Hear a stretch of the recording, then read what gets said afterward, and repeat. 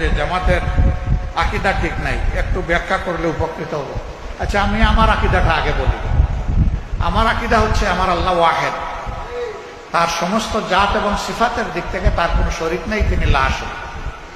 আমার আকীদা হচ্ছে আমার আল্লাহ তাআলার পক্ষ থেকে মানব সৃষ্টির ইতিহাসের সূচনায় আল্লাহ কিছু বান্দাকে নির্বাচিত করেছেন তার নবী এবং পয়গম্বর হিসেবে।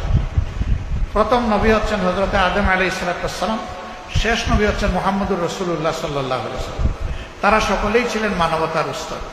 আমার আকীদা হচ্ছে এই সমস্ত নবী পয়গম্বরগণ সরাসরি আল্লাহর ওহী দ্বারা নিয়ন্ত্রিত এবং পরিচালিত ছিলেন। অতীতের ওহীগুলা অবিকল এখন বিদ্যমান নেই, বিদ্যমান আছে আল্লাহর দেওয়া পূর্ণাঙ্গ হেদায়েতের কিতাব আল কোরআন। এটি আমার আকীদা। আমার আকীদা হচ্ছে যে আল্লাহ তাআলার আনুগত্যের সর্বোত্তম নমুনা হচ্ছেন মুহাম্মদুর রাসূলুল্লাহ সাল্লাল্লাহু আলাইহি ওয়াসাল্লাম।